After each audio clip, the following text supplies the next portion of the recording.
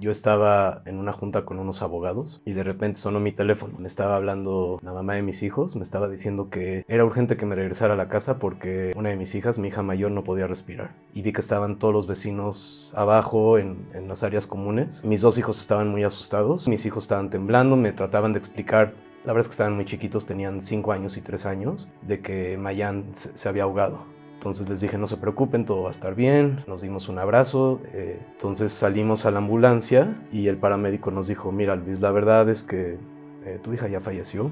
Y ahí empezó nuestra pesadilla. Instantes que sin avisar lo cambian todo. Hoy tenemos a Luis Eglin que nos viene a contar uno de esos momentos que cambiaron todo para él. Luis, gracias por estar acá, bienvenido. Gracias a ustedes. Bienvenido. Cuéntanos ese momento. ¿Qué pasó? Bueno, en el 2019 yo estaba en una junta con unos abogados y de repente sonó mi teléfono y me estaba hablando la mamá de mis hijos, me estaba diciendo que era urgente que me regresara a la casa porque una de mis hijas, mi hija mayor, no podía respirar y cortó. Entonces me paré, no di explicaciones, me salí de la oficina y estaba yo en el Pedregal, estaba bastante lejos de mi casa. Entonces ese día me acuerdo que estaba lloviendo muy muy fuerte. Trataba de hablar por teléfono, pero solo me decían, regrésate a la casa, Maya no puede respirar. Entonces llegó un punto donde llegué más o menos a unas 3 cuadras de mi casa. Seguía lloviendo horrible, nadie me contestaba el teléfono después y pensé lo peor. Me metí en sentido contrario por la calle hasta topar con Secretaría de Marina y ya me bajé del coche y vi que estaban todos los vecinos abajo en las áreas comunes. Estaban los paramédicos y mis dos hijos estaban muy asustados, estaban ahí también. Y solo me dijo la mamá de mis hijos, súbete con Elian y con David a la casa, están muy asustados, yo ahorita me quedo con los paramédicos y con Mayan. Entonces me subí, mis hijos estaban temblando, me trataban de explicar, la verdad es que estaban muy chiquitos, tenían 5 años y 3 años, de que Mayan se había ahogado. Entonces les dije, no se preocupen, todo va a estar bien, nos dimos un abrazo y me bajé a ver qué estaba pasando y el paramédico nos dijo, mira Luis, la verdad es que tu hija ya falleció.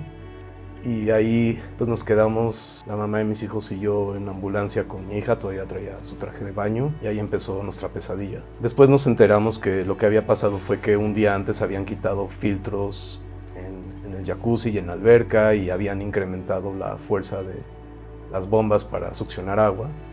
Entonces mis dos hijas, que ya habían terminado su clase de natación, empezaron a jugar con el lugar donde se sentía la succión muy fuerte, que era en el piso del jacuzzi. Entonces empezaron a meter la manita, empezaron a meter el pie y mi hija Mayan se acostó de espaldas. Ella tenía el pelo muy largo, muy bonito, como el tuyo, chino, y se le fue lo succionó. Le succionó el pelo, le succionó la espalda y ya no se pudo volver a parar. Y mi hija mediana vio lo que estaba pasando, estaban las burbujas. En las cámaras se ve cómo pasa la gente y mi hija empieza a pedir ayuda. Pues nadie le hace caso, pues es una pulga de 5 años. Entonces había un maestro de natación que vio que algo estaba mal, pero ya era demasiado tarde. La verdad es que se habían perdido demasiados minutos valiosos para que Mayan volviera a tomar aire. Y pues bueno, empezó, no sé si tuviera que describirlo como una sensación, pues es como estar en un agujero muy profundo. Y no solo no quiere salir, sino que quiere seguir cavando más profundo.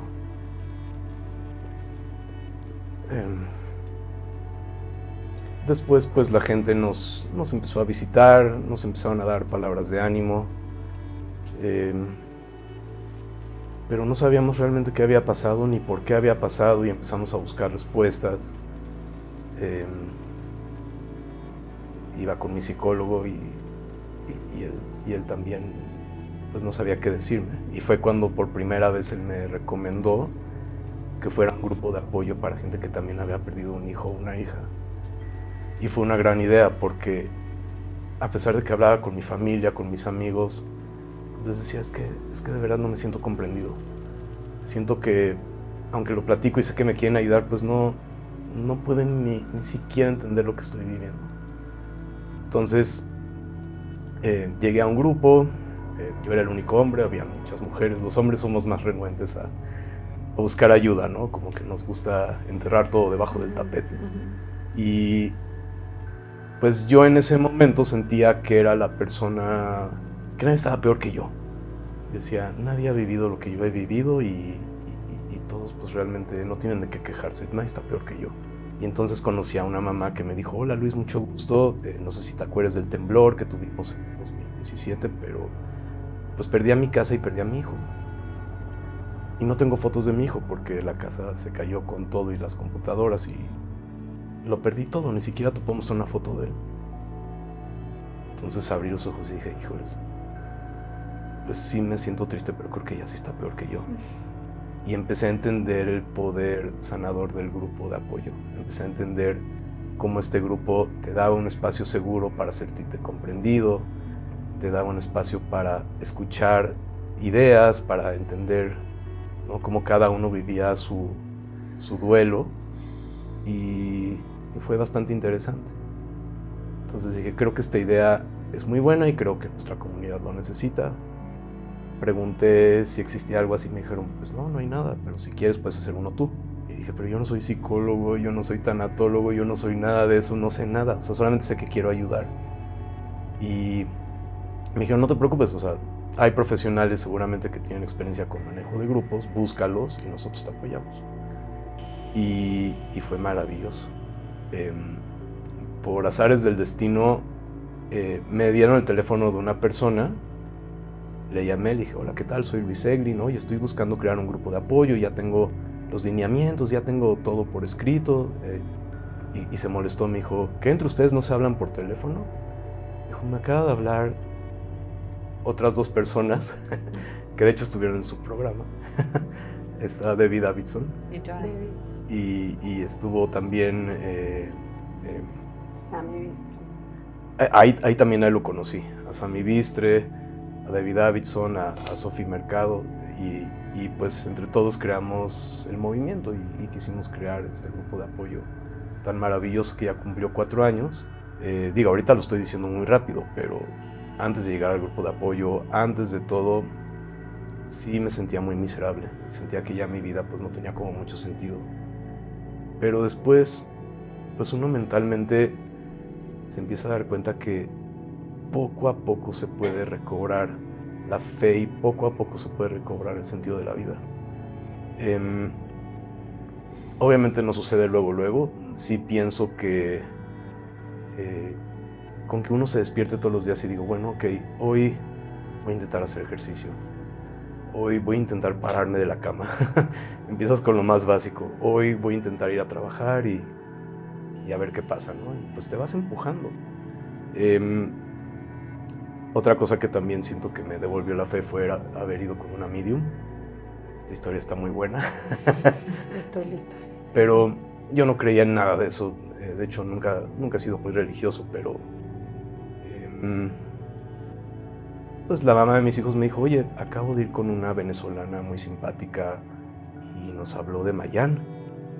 Y le dije, híjoles, ten cuidado porque ahorita estamos frágiles, no voy a hacer que nos vaya a decir cualquier tontería. Y dijo, mira, si no me crees, ve a verla. Dije, pues sí, la voy a ir a ver, vamos a ver de qué está hecha, ¿no? Desde que hablé por teléfono di un nombre falso y sí, me llamo Jorge Peñafiel, pues quiero ver qué onda con esto. Y ya llegué con ella y se los juro, o sea, su primera pregunta es, oye Jorge, ¿no tienes otro nombre? Y yo, no. Ok, Jorge, pues vamos a empezar. Voltea a una esquina y me dice, tu hija tenía pelo chino, rubio, ojos azules. Me dice, qué chistoso, la acabo de ver hace 2 semanas. Esa es tu hija, ¿verdad? Y ya empiezo a llorar. Dije, no, pues esto no creo que sea ningún engaño. Y me dijo cosas que solo me diría mi hija. Y eso me recobró la fe enormemente. La verdad es que dije, esto es lo que necesitaba oír. Y me dijo, tu hija está bien. O sea, te quiere mucho, te quiere ver feliz. Y de ahí dije, eso es justo lo que voy a hacer. O sea, sé que nuestros seres queridos que ya no están acá, pues lo que quieren es eso, quieren que estemos contentos, quieren que los honremos siendo felices. Y ese fue mi principal motivante. Entonces eso es lo que quise hacer. Luis, Sí. ¿qué pasa con tu familia? Cuando muere Mayán, ¿qué pasa contigo, con tu esposa en ese momento, con tus 2 chiquitos? Pues el duelo lo empezamos a llevar cada uno de forma distinta. Por ejemplo, ella quería seguir viviendo en el departamento donde vivíamos y yo no. Es que yo ya no puedo bajar a las áreas comunes, yo ya no puedo ver esa alberca, yo ya no puedo ver a los vecinos, no puedo ver ni siquiera a la administración porque los quiero matar. O sea, finalmente pues fue su culpa y me llenaba de rencor. Y ella, no es que estuviera bien o mal, ella me decía, es que aquí es donde ella nació, aquí es donde ella vivió, todo me recuerda a ella y no quiero perderlo. ¿Quién está bien, quién está mal? Pues nadie. Mis hijos, pues, también fueron grandes maestros. Me acuerdo que venía una vez manejando con mis 2 hijos atrás y mi hijo David tenía mucha curiosidad de las edades, ¿no? Me decía, oye, ¿y hasta cuántos años vivió tu abuelito, tu papá? ¿Y hasta cuántos años vivió el papá de tu papá? ¿Y hasta cuántos años vivió? Y así me empezó a preguntar y preguntar y preguntar. Entonces, pues como que no entendía, ¿no? El porqué de sus preguntas. Hasta que ya la hermana se mete y dice, pues David, tú y yo vamos a vivir hasta los 120 años. O sea, ¿qué te preocupa? Y dice, pues Mayán no, Mayán vivió hasta los 8. Y yo ya iba a abrir la boca y dije, voy a ver qué le contesta. Me dice, sí David, pero eso fue un accidente. Tú y yo vamos a vivir hasta los 120 años. Y me quedé callado, dije, wow, qué buena respuesta. Los niños. Son grandes maestros. Entonces, y ella misma lo dice, ahora yo soy la hermana grande. O sea, siento que, pues no sé, o sea, me gustó mucho cómo lo procesaron. También, digo, ambos fueron a terapia porque pues fue un momento muy doloroso, muy complicado. Yo fui a terapia, su mamá también fue a terapia y eso fue fundamental para recobrarnos, ¿no? Para ¿Al cuánto tiempo ustedes se divorciaron de que murió Mayán? Como un año después, más o menos. ¿Y cómo pudieron manejar esto con sus hijos y entre ustedes como otro duelo más, ¿no? Es otra pérdida más de la familia también se... Sí, eso también nos preocupó mucho, pero pues se los dijimos de forma natural. La verdad es que nunca nos ha gustado que nos pobreten. O sea, nosotros nos sentimos normales, nosotros sentimos que somos como cualquier familia. Y sí había gente bien intencionada que, pues sí, te veían un poco como... Te hablaban como niño, ¿no? De, ¿cómo estás? Yo, bien. Bueno, no estoy bien, pero aquí estoy. Y luego te decían, pues te ves bien. Y yo... Te esperaba. Es que pues, opinar es gratis, perdón. Pues sí, o sea, decía, tal vez tú me ves bien, pero no estoy bien, ¿no? Y insisto, o sea, es gente bien intencionada. Desafortunadamente te decían cosas que, pues, no quieres oír. Es lo que te iba a decir, aunque sean bien intencionadas, tú no estás en ese lugar para recibir. Y le hice esa pregunta a Sammy Bistre. Le dije, oye, Sammy, es que me están diciendo una sarta de tonterías, no sé qué hacer. Y levantó el bote de basura y me dijo, aquí ponlo. Esa fue su respuesta. Sammy es especialista en eso. Es que sabes que creo que también cuando estás frente a una persona que tiene una pérdida tan fuerte como la que tú tuviste, no sabes como persona qué decirle a la persona, o sea, no sabes cómo acercarte. Entonces, sí quedamos a veces como, estamos diciendo tonterías, pero porque no sabemos. No sé si hay mucha educación o... Yo creo que ni aunque hubiera educación, ni aunque hubiera un protocolo de lo que tienes que decir, no sabes qué decir, no sabes cómo le va a llegar a la persona. Entonces, también por eso a veces se presta a que ustedes lo sientan de esa forma, ¿no? Claro. Es que la cultura del duelo es pésima. Estamos muy acostumbrados a repetir un poco lo que vemos en las películas, pero pues no, o sea, yo de hecho recuerdo que los mejores momentos fue cuando solamente me abrazaron, ni siquiera me decían nada, pero lo sientes, dices, la persona no está ahí contigo y es todo lo que necesito. O a lo mejor que me echaran la mano con mis hijos mientras voy a rezar, lo que sea, pero sí, sí, definitivamente cuando me decían, pues échale ganas. ¿Qué es echarle ganas? A mí hay una palabra cuando voy a dar un pésame que no tolero, que va en súper relación a tu grupo, que es lo siento mucho. No puedes sentir lo que yo estoy sintiendo porque no estás viviendo lo que yo estoy viviendo. Entonces me hace tan inteligente el que hayas creado este grupo donde realmente sí hay gente que sintió lo similar. Gracias. Y ahí aprendimos. Ahí la verdad es que compartiendo nuestras experiencias, buenas y malas, no siempre son malas, pero sí hablábamos de eso, de cómo la gente nos quería ayudar, pero nos decían cosas que no venían mucho al caso. Entonces me acuerdo mucho del bote de basura de Sammy Bisley. Le digo, ay, ponlo, o sea, no te lo tomes personal, te quieren hacer sentir bien, pero no saben cómo. Y pues es un poco lo que viví, mi transición por este duelo. La verdad es que no dejo de pensar en Mayán, pero ya es un poco como las olas del mar, ¿no? O sea, las primeras veces sientes que el agua te llega hasta el cuello y que no puedes respirar y que ya por fin te estás medio recuperando y ahí viene la siguiente ola y otra vez sientes que te empiezas a ahogar y el tiempo poco a poco hace que ya no te sientas tan así, tan preocupado, tan agobiado. Empiezan a calmarse las olas, empieza a calmarse un poco la violencia con la que te mueven y pues gracias a Dios ya tengo como la claridad para poner en orden mi vida, para no perder este proyecto que tengo de vida y eso es lo que quiero pues con el tiempo que me queda ayudar a más gente porque eso es a mí lo que me mueve, es a mí lo que me apasiona, me gusta escuchar a la gente. Ahora, en el grupo también hemos visto que no siempre ayuda el hablarlo, hay gente que prefiere leer libros y me dicen, yo no soy tan extrovertido, prefiero, no, o sea, no quiero como compartir tantos detalles de mi familia, prefiero leer. O prefiero hacerlo uno a uno con mi psicólogo, con mi tanatólogo, también. O sea, lo que sea que ayude, es válido. Adelante, sí. ¿Hay algo que hoy todavía recuerdas o que siguen pasando cosas socialmente que te enojan, que te llevan a explotar? Que aunque hayas pasado todo este proceso y según tú ya lo hayas manejado, todavía dices, no puedo con esto. Pues no, ya no me enojo. Sí me pasan cosas raras. O sea, de repente me habló la dentista, ¿no? De, oye, estoy viendo el expediente de Mayán, ¿qué onda? Muy mal que no lo has traído, ya necesita limpieza. No lo hizo adrede, evidentemente no sabía nada. Le dije, oye, es que mi hija falleció y empezó a llorar por el teléfono. Yo, no pasa nada. O sea, sé que no lo sabías.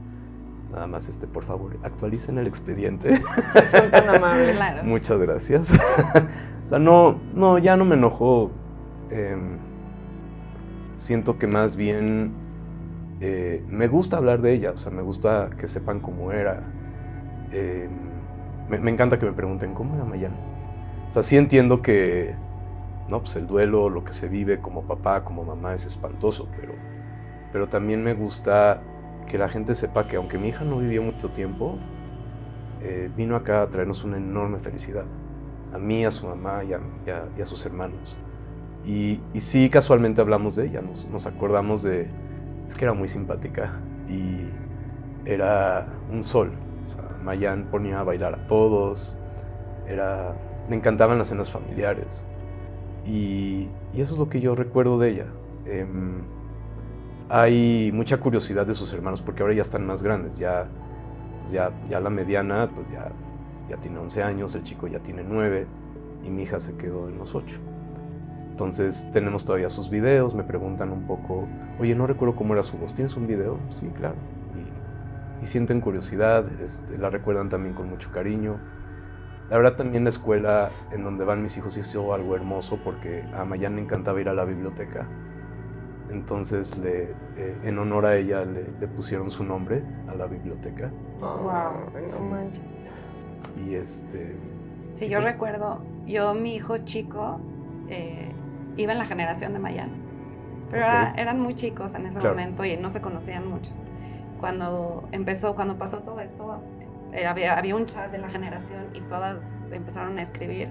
Y sí fue como un shock muy fuerte por parte de los niños. Recuerdo mucho cómo en ese momento la escuela también hizo mucho, empezó a dar pláticas con los niños sobre el duelo, sobre lo que era la vida y la muerte. Empezaron a hacer muchas cosas y recuerdo mucho esto de lo de la biblioteca.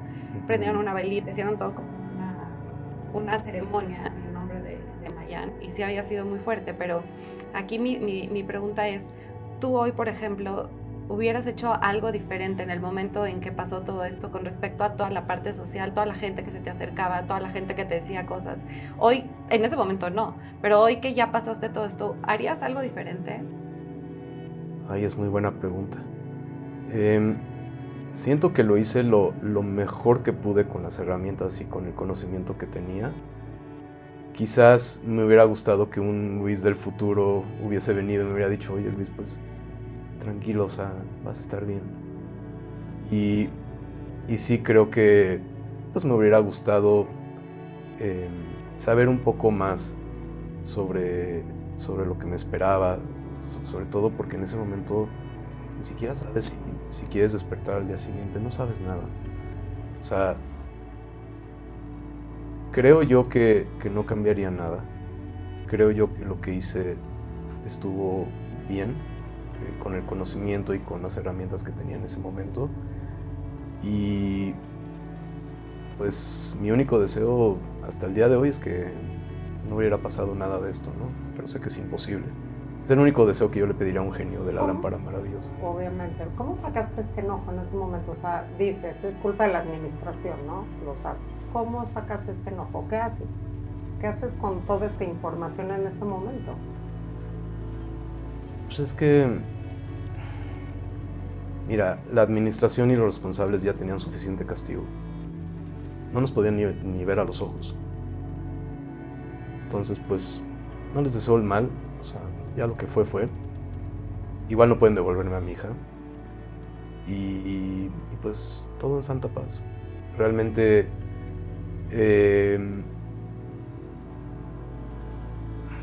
como que pasas un poco del enojo a la tristeza, constantemente.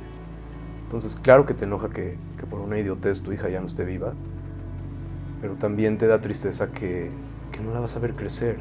O sea, que te vas a perder tantos eventos con ella, su boda, o sea, el día que nos haga abuelos, o sea, todo eso ya no va a pasar.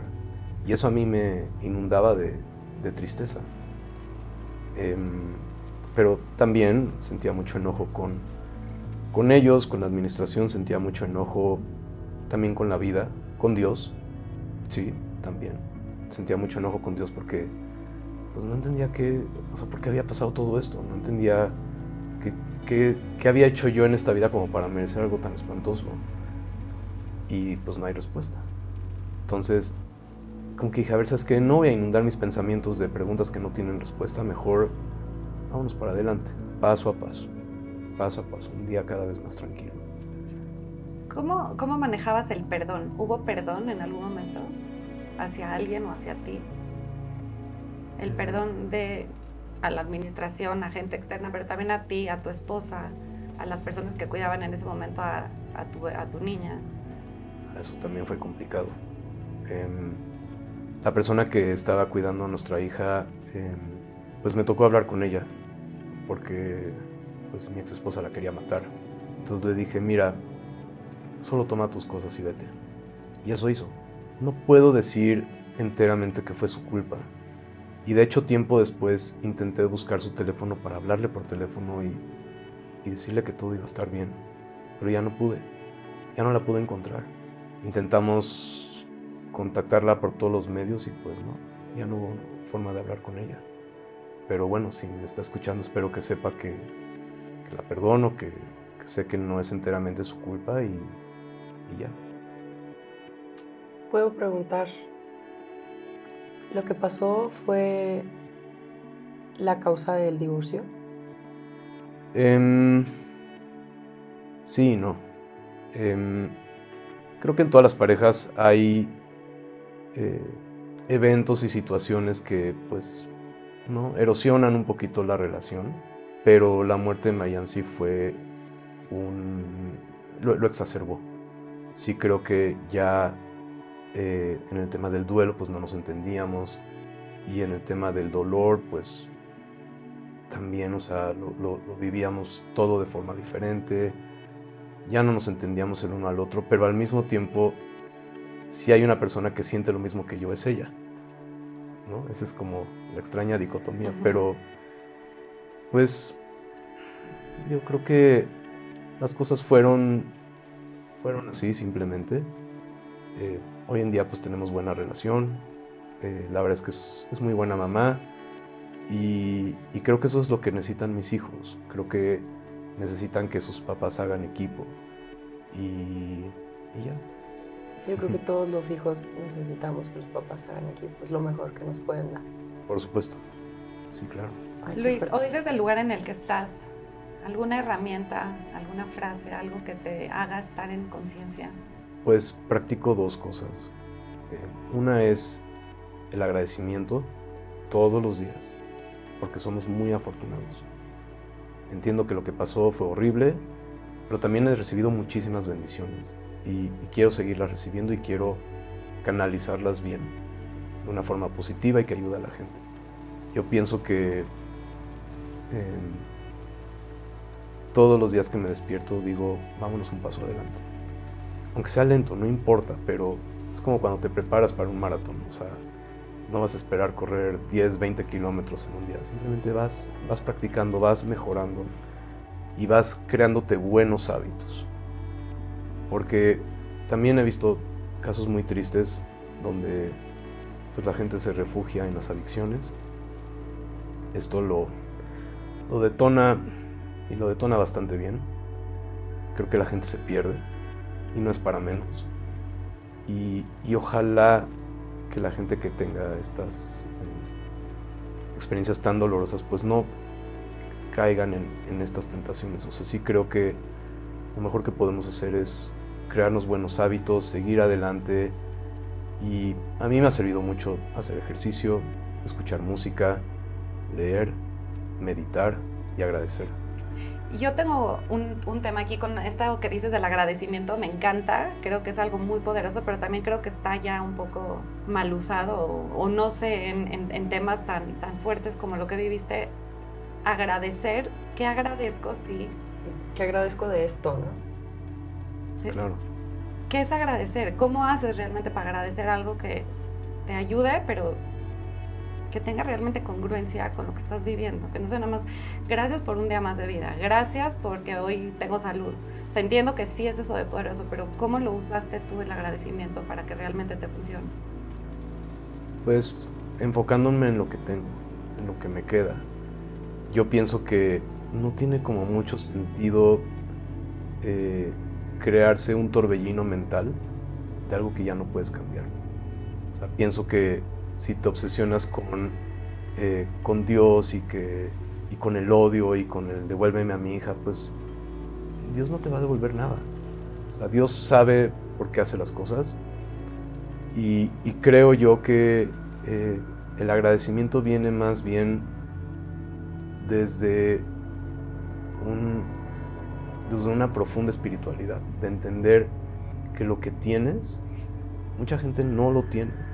Y creo que es nuestra responsabilidad y nuestro deber usarlo positivamente, hacer tikkun olam, ayudar al mundo.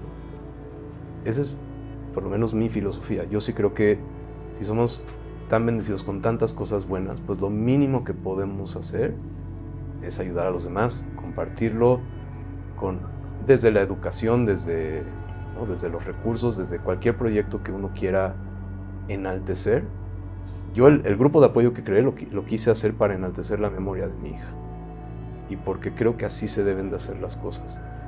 Y he notado que en mi grupo también gente ha tenido muy buenas ideas. O sea, sí han querido hacer proyectos para curar el cáncer de mama, han querido crear bancos de leche materna, han querido hacer proyectos maravillosos. Y creo que ahí está el agradecimiento, ahí está el camino. Por lo menos eso es lo que yo pienso. Qué padre. Creo que es como la primera piedra de empezar a reconstruirse, ¿no? Poner al servicio de las personas lo que viene para ti en la vida, y qué mejor manera de acompañarnos entre todos. Claro, te pasa algo tan malo y dices, bueno, ¿y ahora qué hago con esto? Pues puedes victimizarte, que es muy fácil, decir, ay, pues vénganme a ayudar. Y que es Nadie te- normal, ¿no? Sería como muy bien visto. Tuviste una tragedia. Pero nadie te viene a empujar, eso te lo digo yo. Nadie te viene a empujar, lo tienes que hacer tú solo. Lo que nos lleva a que todo en esta vida es una decisión. Hasta llevar la muerte de un ser tan querido, un duelo, tú decides cómo lo llevas y qué haces. Así Totalmente. que gracias por este aprendizaje, Luis. Muchas gracias por compartir. Ay, no, gracias a ustedes. ¿Algo que te gustaría decirles al público para cerrar el programa? ¿Algún mensaje? Pues si hay alguna mamá, algún papá que han tenido una pérdida de un hijo o una hija, quiero que sepan que no están solos, que existe la opción de un grupo de apoyo a su tiempo, no tienen que ir luego, cuando ustedes se sientan listos, que también busquen ayuda profesional, un psicólogo, un tanatólogo. Y pues yo, que soy el Luis que viene del futuro, les puedo decir que todo va a estar bien. Gracias. Gracias. Muchas gracias. Gracias a ustedes. Muchas, Déjenos muchas sus gracias. comentarios, suscríbanse, denle like y nos vemos pronto.